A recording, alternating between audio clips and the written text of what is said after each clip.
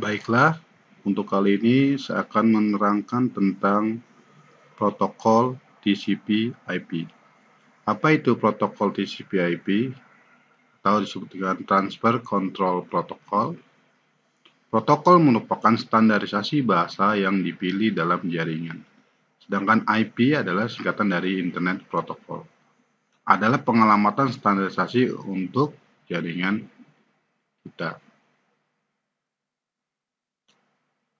Agar komputer dapat terhubung ke internet jaringan, Anda harus memilih jenis protokol TCP/IP. Lalu, bagaimana saya menemukan protokol TCP/IP? Lalu di komputer, di mana settingannya? Oke, kita lihat seperti ini.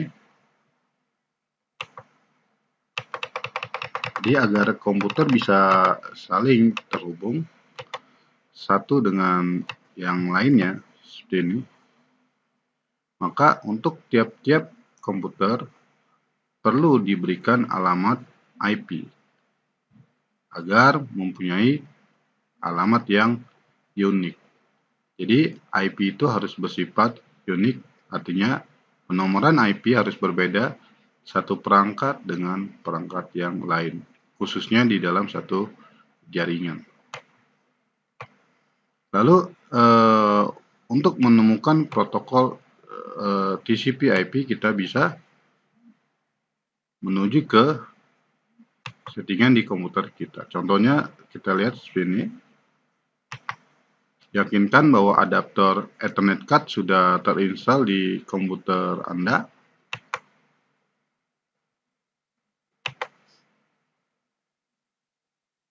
Nah, contoh seperti ini. Karena saya menggunakan card wireless, maka yang aktifnya di sini adalah adaptor dari wireless. Kalau Anda menggunakan kabel, maka yang aktifnya adalah Ethernet. Oke, kita lihat. Nah, di sini kita bisa lihat di detail, maka kita akan menemukan alamat unik dari komputer yang kita gunakan. Seperti ini. Ini adalah alamat IP address yang saya pakai. Oke. Maka IP ini tentu berbeda dengan IP yang lainnya. Seperti itu. Kita bisa lihat di bagian properties. Lalu ada di sini ada settingan dari Internet Protocol. Kalau kita klik di Internet Protocol versi 4 di sini, maka ada dua cara dalam mengalamatkan IP, yaitu dengan menggunakan teknik obtain IP address automatically dan use following IP address. Jika kita memilih obtain IP address automatically, berarti kita menggunakan dari DHCP. Untuk DHCP nanti akan saya jelaskan di tutorial saya selanjutnya. Oke, sekarang saya akan coba bagaimana mengenalkan tentang IP address itu. Balik lagi kita lihat.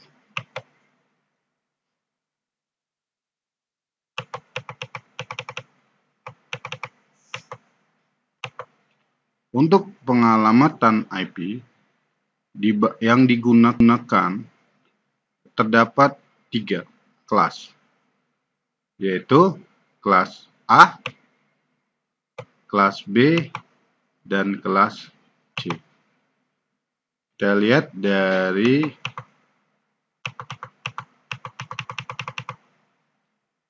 tabel IP berikut ini.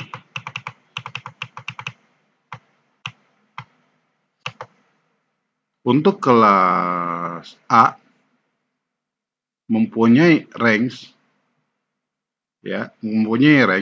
dari 1 sampai dengan 126. Maksudnya adalah, di sini dikatakan untuk range pertama.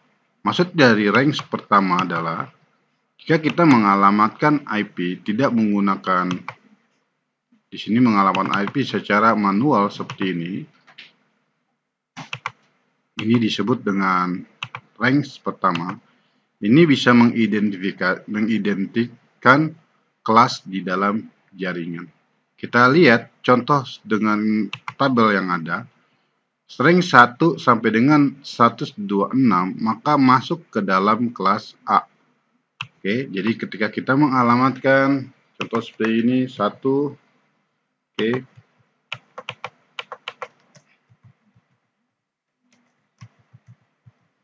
Maka di sini masih kelas A.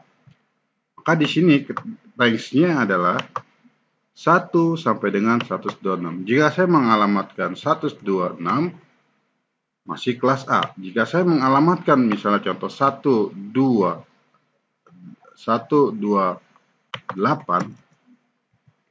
saya coba oke, kita lihat. Oke, berarti masuk di dalam range mana alamat dari 128 ini? Kita bisa lihat 128 sudah masuk ke dalam range kelas B. Lalu kenapa tidak menggunakan 127? Oke, 127 tidak bisa digunakan untuk pengalamatan IP address karena dia adalah alamat dari broadcast atau alamat dari localhost. Contohnya seperti ini, 127. Maka ketika kita mengalamatkan dengan alamat 127, maka akan terjadi error. Oke, jadi range di depannya untuk kelas A 1 sampai dengan 126.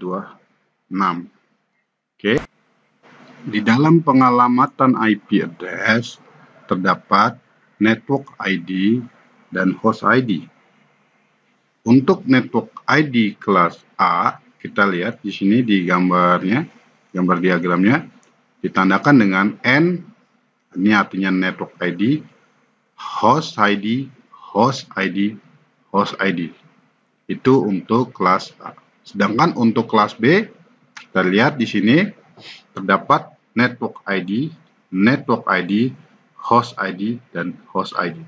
Untuk kelas C, network ID-nya ada 3, network ID, dan host ID. Oke, kita lihat di sini contohnya. Jika saya mengalamatkan adalah kelas C, misalnya, atau ketika saya mengalamatkan alamat kelas C, begini, maka yang disebut network ID adalah bagian sampai dengan di sini. Oke, 192.1.1. Maka ini disebut dengan network ID. Oke, 192.1.1.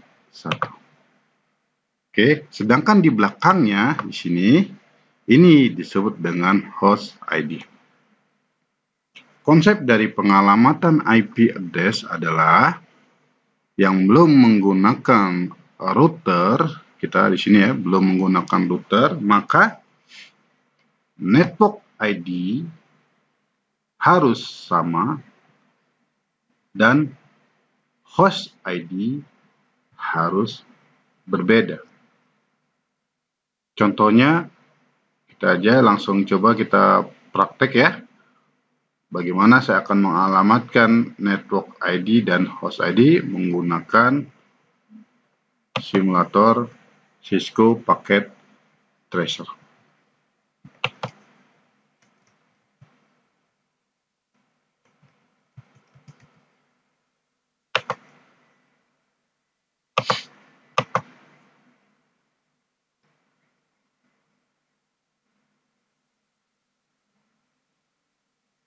Oke, saya menggunakan software. Anda bisa download dengan nama Cisco Packet Tracer.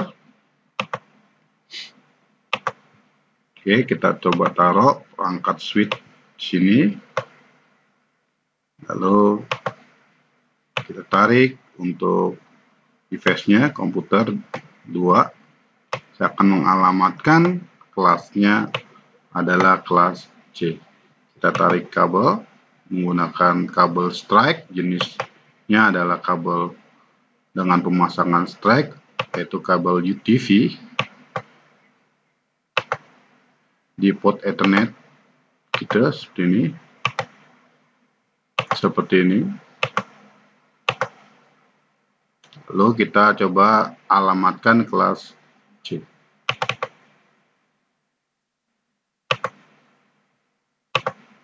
Kita alamatkan IP. Oke, ini di simulasinya ya. Oke, kalau di realnya maka kita bisa alamatkan di adaptor Ethernet langsung. Oke, kita coba. Ini saya coba alamatkan kelas C ya. Ini di komputer yang Ethernet kosong, lalu saya oke aja, tutup. Lalu di sebelahnya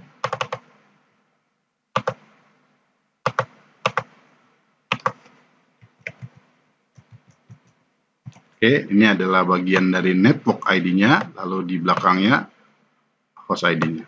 Ingat di sini network ID-nya sama, jadi antara satu perangkat dengan perangkat yang lain di sini mempunyai kesamaan network ID dan host ID-nya saya bedakan. Oke, kita lihat. Lalu kita coba lakukan ping. Kita coba lakukan ping untuk di perangkat, misalnya Windows, maka Anda bisa pingnya di bagian command prompt seperti ini contohnya ya. Oke. Lalu lanjut kita coba lakukan ping untuk mengetes ping kita bisa kita gunakan untuk melakukan tes apakah sudah terkoneksi atau belum. Kita panggil alamat dari komputer sebelah ya. Nah, kita coba. Nah, dia reply ada byte-nya dan ada times-nya di sini reply from. Nah, berarti ada broadcast atau ada jawaban dari PC yang kita panggil. Jika hasilnya seperti ini, contoh misalnya kita lihat. Nah, ini, maka akan didapat request timeout. Maka PC yang kita panggil tidak ada tanggapan. Bagaimana kalau kita mempunyai network ID yang kita coba lagi, network ID yang saya coba bedakan. Misalnya contoh di sini kan tadi aturannya adalah harus sama ya. Nah, di sini saya coba bedakan. Oke. Ya, gitu ya. Saya coba bedakan tidak sesuai dengan aturan. Lalu saya coba panggil lagi.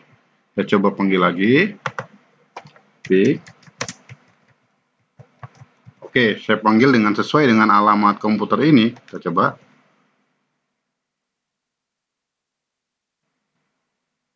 Loh, kenapa dia request timeout? Ya jelas, dia request timeout karena mempunyai network ID yang berbeda. Yang satunya adalah network ID 192.1.1, sedangkan di PC sebelah network ID-nya adalah 192.1.2.1. Maka jelas berbeda dan tidak bisa terkoneksi. Ingat, network ID sama dan host ID harus berbeda agar menjadi pengalamatan yang unik. Tapi berbeda halnya jika nantinya kita akan menggunakan teknik selanjutnya, yaitu menggunakan perangkat yang disebut dengan router. Karena fungsi router salah satunya adalah menghubungkan satu jaringan dengan dua jaringan, walaupun mempunyai perbedaan dari kelas ataupun network ID, maka bisa terhubung dengan menggunakan teknik routing. Nanti akan kita bahas selanjutnya menggunakan teknik routing.